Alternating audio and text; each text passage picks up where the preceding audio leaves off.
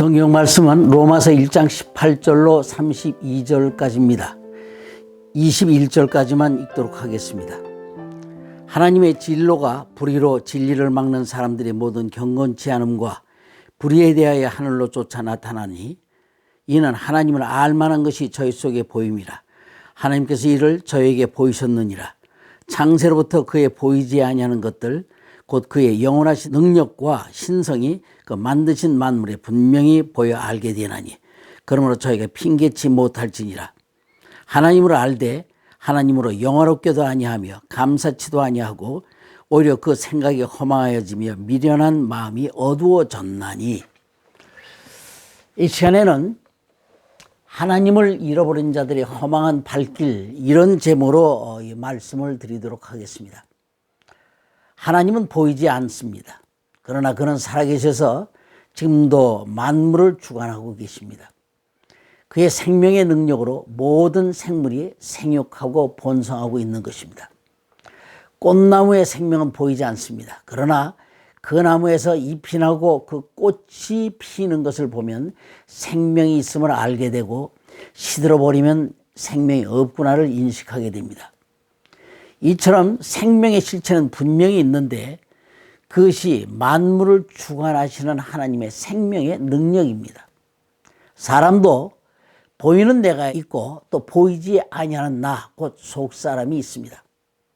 보이는 나는 내 육체요, 보이지 않는 나는 내 마음입니다. 내 마음이 슬프면 보이는 내가 눈물을 흘립니다. 이와 같이 하나님에게도 보이지 않는 분도 계시고 나타내실 하나님도 있으십니다. 보이는 하나님이 예수 그리스도십니다. 그는 어느 날 갑자기 나타나신 분이 아니라 그분이 오시기 전에 여러 세대 여러 선지자로 이미 예언되신 분이고 그 말씀대로 세상에 오신 분이십니다. 하나님이 지으신 만물 가운데 오직 사람만이 육과 영을 가진 영적 존재로 지으셨습니다. 곧 하나님이 흙으로 사람을 지으시고 그 코에 생기를 불어넣으시니 사람이 생명이 되었다라는 것은 그때부터 사람이 영원한 영적 존재가 된 것이라는 뜻입니다. 육체는 떡을 먹어야 살지만 영적 존재는 하나님의 말씀을 먹어야 삽니다. 그 영이 영원히 썩지 아니할 몸을 입는 것이 부활입니다. 세상에 나타나신 부활의 첫 열매가 예수 그리스도시요, 오늘 우리의 신앙생활의 목표도 그 부활의 표대를 향하여 가는 것입니다. 그 영적 존재가 참나여 그 참사람은 세상 것으로는 절대 만족될 수가 없습니다. 솔로몬이 세상 모든 것에 어떤 만족이 있을까 해서 원하는 대로 이것도 저것도 다 해보았지만 결론은 해 아래서 하는 모든 것이 다 헛되고 헛되도다 라고 한 것입니다. 이것은 우리를 대표하는 고백입니다. 왜 세상 것으로 만족되지 않습니까? 사람에게는 하나님이 주시는 영원을 사모하는 마음이 있기 때문입니다. 그래서 이스라엘에게는 율법을 주고 이방인에게는 양심을 율법으로 삼게 하셨으니 이 모두는 하나님을 찾아가게 하는 것입니다. 때문에 인간은 자기 육체는 느끼지 못해도 절대 하나님 외에는 만족할 수가 없는 존재입니다. 이렇게 찾아가야 하는 하나님이 누구십니까? 그는 만물을 창조하신 분이시요, 그렇게 창조하시면 자신의 형상과 모양인 사람들을 그의 생명으로 생육 번성케 하여 그들과 함께 하나님 나라에서 영생케 하려는 것입니다. 이것이 하나님의 뜻이요 진리입니다. 그는 생명을 주시기도 하지만 또한 불의로 진리를 막는 사람들이 모든 경건치 않음과 불의에 대해 심판하시는 분이십니다. 불의란 의의 반대고 의란 하나님의 옳다 하시는 것으로서 이 의가 있어야만 천국에 들어가 영생할 수 있습니다. 곧 이 의는 예수 그리스도십니다. 그래서 예수님은 내가 길이요 진리요 생명이니라, 나로 말미암지 아니하고는 아버지께 올 자가 없느니라 하셨습니다. 이미 천지 만물의 생명의 역사를 통해서 하나님을 알게 했고 선지자를 통해서 하나님에 대해 여러 세대에 말씀하셨음에도 굳이 외면하고 다른 곳을 쫓는 자들이 바로 불의한 자들입니다. 율법 없는 이방인에게도 양심을 주셨습니다. 원래는 선한 양심이었는데 마귀의 개입으로 지금의 양심이 들어왔습니다. 그 양심도 선한 것을 찾아가고 싶은데 계속 헛발질하고 있습니다. 방향 모르고 선을 추구하다 보니까 세상 종교와 미신이 나온 것입니다. 방향 모르고 가는 이런 사람들이 하나님을 잃어버린 자들이요, 이들이 영적으로는 저주받은 사람들입니다. 영의 저주는 인격의 타락이요, 인격의 타락은 그 생각이 험한 것을 쫓는 것으로 나타납니다. 세상 모든 사람들이 막연하지만 신에 대한 인식과 두려움은 있습니다. 이것은 우리가 영이 있다는 표현입니다. 그런데 신을 섬긴다 하면서 썩어질 사람과 금수와 벌레의 형상을 만들고 그것을 하나님인 양 섬기고 있습니다.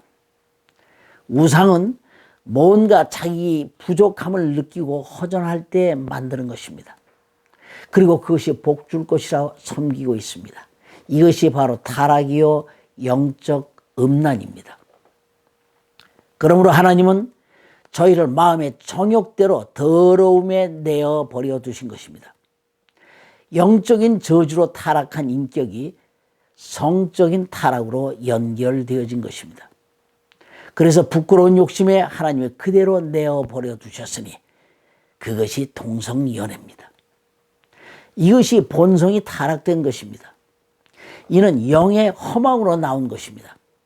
이런 동성연애는 당시 로마 시대도 있었습니다. 이는 부끄러운 짓입니다.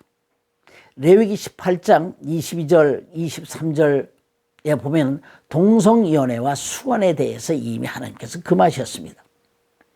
이런 일이 나오는 것은 인간의 최고의 만족은 하나님과 함께하는 것인데 그 길을 모르고 잃고 있으니 다른 것으로 만족하려고 자꾸 허망한 짓을 하는 것입니다. 이렇게 하나님을 잃은 자들에게 나타난 현상이 또 있습니다. 곧 본문 29절 31절 말씀처럼 곧 모든 불의, 추악이요 악을 도모하는 것입니다. 왜? 공허한 마음을 채우려는 것입니다. 자기를 자랑하고 남을 비방하는 것 등으로 뭔가 채우려는 것입니다.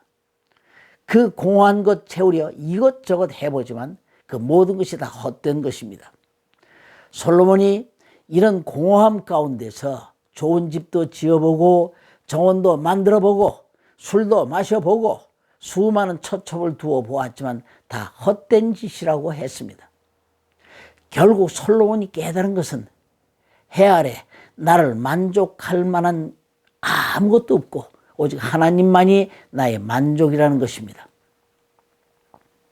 하나님의 형상과 모양대로 지어진 사람은 하나님으로 만족하게 되어 있습니다. 누가 저 산과 바다를 만들고 그 안에 생물을 만들어 자라게 하고 있습니까? 사람은 어디서 와서 무엇 때문에 살며 어디로 가는가? 이런 의문이 인류에게는 영원한 숙제라고 하지만은 하나님을 아는 자들에게는 가장 초보적인 지식에 불과한 것입니다. 지금도 보이지 않는 하나님이 만물이 성장하는 생명의 본능의 이치를 통해 역사하시는 증거들이 천지간에 산재하고 있습니다. 동성연애는 인간의 행복의 추구권이 아닙니다. 이것은 하나님을 잃어버린 자들이 그 마음의 공허함으로 채우려는 허망한 발짓일 뿐입니다. 하나님이 천지 만물간에 암수를 준 것과 사람을 남녀로 만드신 것은 이 땅에서 생육 번성케 하려는 것입니다. 만물은 사람을 위하여, 사람은 하나님을 위하여 지음받았습니다. 만물은 세상에서 사람을 위하여 먹을 것과 입을 것과 모든 것을 제공하는 것이요, 사람은 이 땅에서 하나님 나라의 충만한 수가 되기까지 양육되고 훈련되어야 합니다. 주님이 원하시는 만큼의 충만한 수가 채워지면 예수님 재림하셔서 영원한 천국으로 데리고 가실 것입니다. 사람이 어디서 와서 무엇 때문에 삶이 어디로 가는가? 이 대답이 확실치 않으면 내 육신만을 바라며 허망한 것 따라하게 됩니다. 그러나 분명한 것은 육신 저 건너편에 영원한 세계가 우리를 기다리고 있다는 것입니다. 육신의 때는 영원한 나의 때를 위한 기회입니다. 하나님을 잃어버린 자들의 허망한 발길을 따르지 말고 이제 눈을 들어 부활의 영광을 바라보며 우리 모두 함께 달려나가십시다. 아멘.